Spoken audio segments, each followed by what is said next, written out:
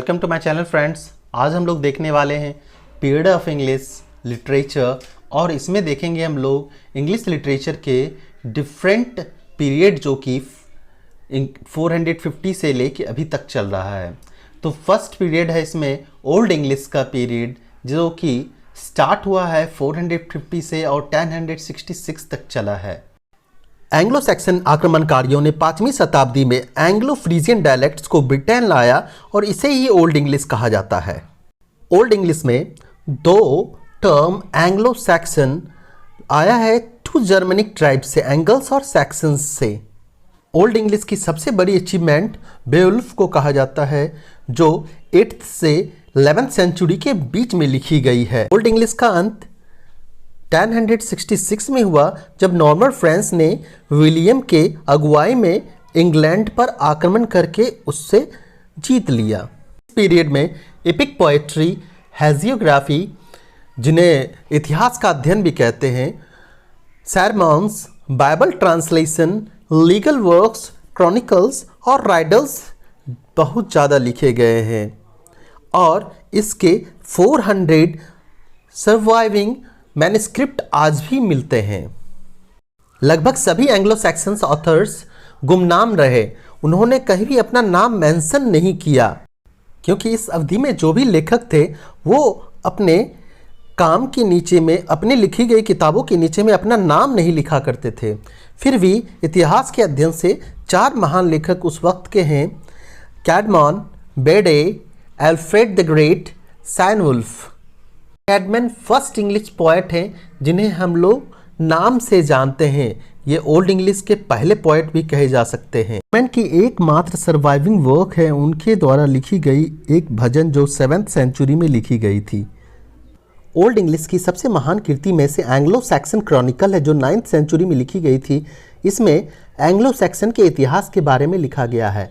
दूसरी लिखी गई किताब है माल्डन की बैटलवी जो कि हिस्ट्री से रिलेटेड है। इसमें 999 में जो माल्डन की लड़ाई है उसके बारे में बताया गया है, वो उसमें जिस तरह से जश्न मनाया गया है उसके बारे में इसमें जिक्र है, जिसमें एंग्लो सैक्सन ने वाइकिंग्स के आक्रमण को रोकने में असफल रहे थे, उसके बारे में इसमें जिक्र किया गया है। द यूनिक रुदावेल क्रॉस और फ्रैंक कैस्केट इंस्क्रिप्शन, ये 3 कैंडिडेट्स हैं, ये 3 कमाल के पोएम है ओल्ड इंग्लिश के जो सबसे ज़्यादा पॉपुलर रहे थे उस वक्त। Poem the dream of the rod के रुदावेल क्रॉस पर इम्प्रिंट किया गया था और बाद में द वंडरर, द सीफेरर 2 धार्मिक कविताएं लिखी गई जो 10th सेंचुरी के बाद लिखी गई थी। ये काफ़ी पॉपुलर हुई थी। मिडिल इंग्लिश पीरियड स्टार्ट हुआ 1066 में और ख़त्म हुआ 1500 में। ये एंग्लो सैक्सन और एंग्लो नॉर्मन के बीच की। इंग्लैंड पे नॉर्मन के आक्रमण के बाद एंग्लो सैक्सन धीरे धीरे प्रचलन से बाहर होने लगा और एंग्लो नॉर्मन पॉपुलर होने लगा। नॉर्मन भाषा वहाँ के नेटिव से जुड़ गई और बन गई वहाँ की एंग्लो नॉर्मन। एंग्लो सैक्सन धीरे धीरे अपने पैक में प्रोग्रेस करता रहा और इस तरह से मिडिल इंग्लिश में दोनों ही लैंग्वेज एक साथ चल रही थी। इंग्लिश में हेजियोग्राफी का काफ़ी प्रचलन रहा और उस वक्त के पॉपुलर हेजियोग्राफी में से हैं नोवर्बम इन एंजेला बाय एडमर और दूसरे हैं लावे Saint Audrey, the life of Saint Audrey इसका मतलब होता है। यहाँ पे हेजियोग्राफी का मतलब होता है दूसरे के लाइफ के बारे में लिखना, मतलब बायोग्राफी, और वहीं पे हिस्टोग्राफी का मतलब होता है the study of history. Anglo Saxon chronicle के बाद पहली हिस्टोरियोग्राफी लिखी गई थी King Arthur and his knights of the round table और ये इंग्लिश भाषा की पहली मिडिल इंग्लिश की हिस्टोरियोग्राफी थी। मिडिल इंग्लिश की सबसे बड़ा काम माना जाता है वाइक्लिफ का बाइबल ट्रांसलेशन। ये उस वक्त के लिए सबसे बड़ा रिवोल्यूशनरी चेंज था जो मिडिल इंग्लिश में लाया गया था और इसने एक बड़ा काम किया, लोलार्ड मूवमेंट को फ्लेम किया। यू कैन से कि उस वक्त लोलार्ड मूवमेंट को फ्लेम करने वाला ये सबसे बड़ा एक इंस्ट्रूमेंट था या टूल था। यह बाइबल ट्रांसलेशन लगभग 1382 से 1395 में सबसे ज़्यादा पॉपुलर रही। 13वीं शताब्दी में 13th सेंचुरी में यहाँ रोमांटिक जैनर स्टार्ट हुआ, जिसमें कि कुछ पॉपुलर बुक्स लिखे गए थे। जैसे आते हैं King Horn, Havelok the Dane. Havelok the Dane को दूसरे नाम से भी जाने जाते हैं, हैवलॉक या lay of Havelok the Dane. 14th century के मेजर राइटर कहे जाते हैं विलियम लैंगलैंड, जेफरी चॉसर, और इस वक्त के एक रोमांस भी है जो कि बहुत ज़्यादा पॉपुलर हुई थी, ये स्टोरी बेस्ड है, sir Gawain and the green knight. ये दोनों पोएम स्टोरी बेस्ड हैं। इन दोनों पोएम के इंग्लिश डायलेक्ट्स जो है काफ़ी डिफरेंट हैं मिडलैंड से, जो कि जॉफरी चॉसर जो कि लंदन के रहने वाले थे, उन डायलेक्ट्स से अगर मिलाया जाए तो ये एकदम अलग है। ये डायलेक्ट्स स्कैंडिनेवियन है जो कि नॉर्थ वेस्ट इंग्लैंड से मिलते जुलते हैं।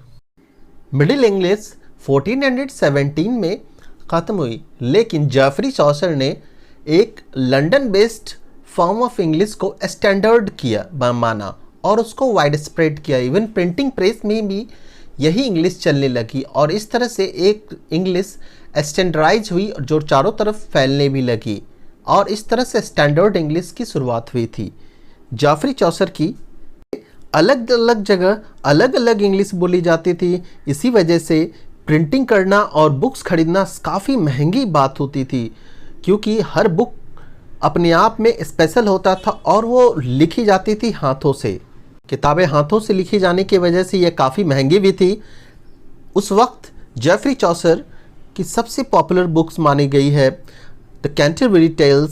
14th सेंचुरी के एक दूसरे वेल नोन पोइट थे जॉन गॉवर, जो कि विलियम लैंगलैंड के कॉन्टेम्पररी थे और जेफरी चॉसर के काफ़ी क्लोज फ्रेंड थे। इनके 3 सबसे पॉपुलर पोएम्स थे द मिरर डी लामी, वॉक्स क्लेमेंटिस, कन्फेसियो अमेंटिस। इन तीनों कविताओं को 3 अलग अलग लैंग्वेज में लिखा गया, जिसमें थे फर्स्ट है एंग्लो नॉर्मन में, सेकेंड लैटिन में और थर्ड मिडिल इंग्लिश में लिखा गया। 14th सेंचुरी के सिग्निफिकेंट रिलीजियस वर्क्स में से आते हैं Julian and Richard Rolle, Julian's revelation of divine love, जो लगभग 1393 में आई थी। इसमें बिलीव किया जाता है ये अभी तक का पहली किताब थी जिससे किसी औरत ने लिखा था इंग्लिश लैंग्वेज में। इस तरह से आप कह सकते हैं first English poetess. 15th century की ली मॉटेड ऑथर, ये सर थॉमस मेलोडी के द्वारा लिखा गया था। इसे 1485 में सैक्सटन के द्वारा प्रिंट किया गया था। ये फ्रेंच और इंग्लिश अर्थेरियन रोमांस का कंपाइलेशन था। इसमें कहा जाता है यह पहली बुक थी जो कि इंग्लैंड में प्रिंट की गई थी इस भाषा में। बाद में इसका काफ़ी इन्फ्लुएंस देखा गया। मिडिल इंग्लिश ने इंग्लैंड के लैंग्वेज, कल्चर, लाइफस्टाइल तीनों पे ही बड़ा असर छोड़ा है। आज जो मॉडर्न इंग्लिश हम देख पा रहे हैं, ये भी मॉडर्न इंग्लिश मिडिल इंग्लिश की ही देन है, क्योंकि ओल्ड इंग्लिश में बहुत सारे बदलाव किए गए और तब जाके ये इंग्लिश मिली थी हमें। अगला पीरियड है द रेनेसेंस पीरियड, जो कि 1500 से स्टार्ट हुई और 1660 तक चली थी। इसे अर्ली मॉडर्न पीरियड भी कहा जाता है। रेनेसेंस पीरियड को 4 अलग अलग पीरियड में बांटा गया है।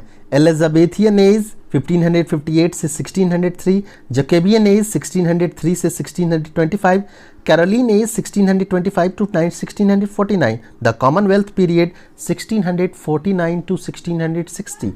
तो हम लोग एक एक करके सभी एजेस को देखेंगे। एलिजाबेथियन एज क्वीन एलिजाबेथ फर्स्ट के थ्रोन पे बैठने के बाद से का पीरियड माना जाता है। ये 1558 से 1603 तक का पीरियड है।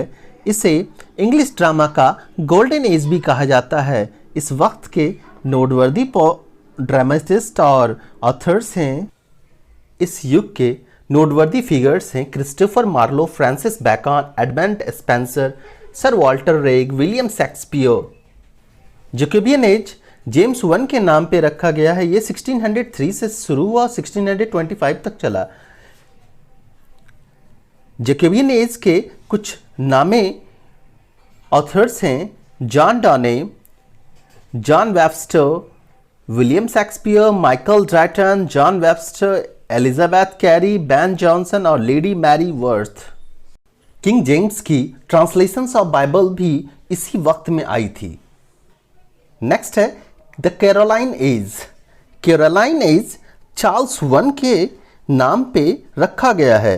ये कैरोलस चार्ल्स वन को कहा जाता था। इस वक्त के जाने माने पोएट थे John Milton, Robert Burton, George Herbert और कुछ दूसरे नोटेबल फिगर्स थे। कॉमनवेल्थ पीरियड, ये पीरियड 1649 से 1660 तक का माना जाता है। ये पीरियड स्टार्ट होता है इंग्लिश सिविल वॉर के अंत के बाद से। इसमें चार्ल्स वन पे ट्रायल चलाया गया और उनका इंस्टीट्यूशन किया गया। उसके बाद का ही ये पीरियड माना जाता है। इस पीरियड में 20 साल के लिए सारे के सारे पब्लिक थिएटर बंद रखे गए थे, इसलिए क्योंकि कोई पब्लिक असेंबली ना हो पाए। और इस वक्त के पॉपुलर पोएट्स थे जॉन मिल्टन, थॉमस हर्व्स, और इस वक्त पॉलिटिकल राइटिंग बहुत ज़्यादा की गई थी। न्यू क्लासिकल पीरियड, ये पीरियड 1600 से 1785 तक के बीच को माना जाता है। इसे भी 3 पार्ट में बांटा गया है। The restoration period, the Augustan period is the age of sensibility. Restoration age को एक प्रिटेंशियल एज कहा गया है इस थिएटर के मामले में विशेष करके। इस वक्त के सबसे पॉपुलर पोएट रहे थे और ऑथर्स रहे थे William Congreve, John Dryden, Samuel Butler, John Bunyan, John Locke. और इस पीरियड में कॉमेडीज़ के साथ सटायर भी ज़्यादा पॉपुलर हुई थी और ये काफ़ी कॉमन देखने को मिल रहा था। अगस्टियन एज अलेक्जेंडर पोप और जोनाथन स्विफ्ट का पीरियड रहा था। ये में लेडी मैरी वर्टली मॉन्टेग्यू और डैनियल डेफो 2 बड़े पोएट थे और दोनों के दोनों काफ़ी पॉपुलर थे। एज ऑफ सेंसिबिलिटी, कई बार इस एज को एज ऑफ जॉनसन भी कहा जाता है। पीरियड को एडमंड ब्रूक, एडवर्ड जीवन, हेस्टर लीच थ्रेल, जेम्स बॉसवेल का पीरियड कहा जाता है। इसी पीरियड में हेनरी फील्डिंग और सैमुअल रिचर्डसन जैसे नॉवेलिस्ट आए और विलियम कूपर और थॉमस पैर्सी जैसे पोएट्स हुए थे। रोमांटिक पीरियड 1785 से 1832 के बीच का माना जाता है। रोमांटिक पीरियड के बिगनिंग डेट के बारे में हमेशा डिबेट चलता रहता है। कुछ लोगों का मानना है ये स्टार्ट होता है 1785 के बाद, जो एज ऑफ सेंसिबिलिटी का अंत होता है, लेकिन कुछ लोगों का वहीं पे मानना होता है कि ये 1789 के बाद से शुरू हुआ है, फ्रेंच रेवोल्यूशन के शुरुआत होने के साथ। और वहीं कुछ लोगों का मानना है ये 1798 से स्टार्ट हुआ है, विलियम वर्ड्सवर्थ के या सैमुअल टेलर के कॉलेज बुक के लिरिक्स के बैलेट के बिगनिंग के बाद से। इस पीरियड के फेमस पोएट थे Wordsworth, Coleridge, William Blake, Lord Byron, John Keats, Charles Lambs, PB Shelley, Thomas De Quincey, John Austen and Mary Shelley. एक पीरियड के बीच में एक छोटा सा इरा आता है, उसे गॉथिक इरा कहते हैं। और इस पीरियड के कुछ राइटर्स हैं Matthew Lewis, Ann Radcliffe, William Beckford. Victorian period ये शुरू होता है 1832 से 1901 के बीच में। पीरियड क्वीन विक्टोरिया के रीजन में शुरू होता है 1837 में, जब ये तख्त पे बैठती हैं, और 1901 तक ये कंटिन्यू रहता है जब तक उनकी मृत्यु होती है। ये पीरियड सोशल, रिलीजियस, इंटेलेक्चुअल और इकोनॉमिक इशू के मामले में सबसे बेहतरीन पीरियड माना जाता है। और ये वही पीरियड है जबकि वोटिंग राइट्स को भी एक्सपेंड किया गया था। और इस पीरियड को डिफरेंट तरीके से बांटा गया है। विक्टोरियन पीरियड को 2 पार्ट में बांटा गया है, प्री रेफेलाइट्स और एस्थेटिज्म एंड डेकेडेंस। पीरियड के पोएट हैं Robert and Elizabeth Barrett, Browning, Christina Rossetti, Alfred Lord Tennyson and Matthew Arnold. और इसी वक्त के एसेस्ट थे Thomas Carlyle, John Ruskin and Walter Pater. के फिक्शन के ऑथर्स हैं Charles Dickens, Charlotte and Emily Bronte, Elizabeth Gaskell, George Eliot, या Mary Ann Evans भी कहते हैं, Anthony Trollope, Thomas Hardy, William Makepeace, Thackeray and Samuel Butler. इस period को king Edward 7 के नाम पे रखा गया है। ये पीरियड स्टार्ट होता है क्वीन विक्टोरिया के डेथ के बाद और अंत होता है वर्ल्ड वॉर के आउटब्रेक के पहले। लेकिन इस पीरियड को इनक्रेडिबल क्लासिक नॉवेलिस्ट का पीरियड कहा गया है, जिसमें कि Joseph Conrad, Ford Madox Ford, Rudyard Kipling, HG. Wells and Henry James जैसे कमाल के लेखक हुए। हेनरी जेम्स अमेरिका में जन्म लिए, लेकिन उनका राइटिंग कैरियर इंग्लैंड में ही रहा। एडवर्डियन पीरियड के नोटेबल नॉवेलिस्ट थे Alfred Noyes and William Butler Yeats, और ड्रामेटिस्ट थे James Barrie, George Bernard Shaw and John Galsworthy. Georgian period 1910 से 1936 के बीच के पीरियड को कहा गया। जॉर्जियन पीरियड यूजुअली रेफर किया जाता है जॉर्ज 5 के रीजन को, और कई बार कुछ लोगों में डिबेट्स है कि बाकी भी जॉर्ज के नाम पर इस पीरियड को जॉर्जियन पीरियड कहा जाए, मतलब कि 1714 से 1830 तक को भी जॉर्जियन पीरियड कहा जाए। बट पॉपुलरली जॉर्जियन पीरियड यही कहा जाता है, जो कि अभी हम लोग देख रहे हैं। के दो पॉपुलर पोएट हैं, John Masefield, WS. Davies, war poet Rupert Brooke. Modern period of English. Modern period of English 1914 से स्टार्ट होता है, और जो कि वर्ल्ड वार फर्स्ट था, और ये वर्ल्ड वार फर्स्ट के शुरुआत होने के बाद से कंटिन्यू चलता आ रहा है। और इस पीरियड में dramatist of this period is GB. Shaw, Samuel Beckett, Frank McGuinness, Harold Pinter and Caryl Churchill. And critics भी बहुत ज़्यादा पॉपुलर हो गए, उसमें से हैं वुल्फ, विलियम इलियट।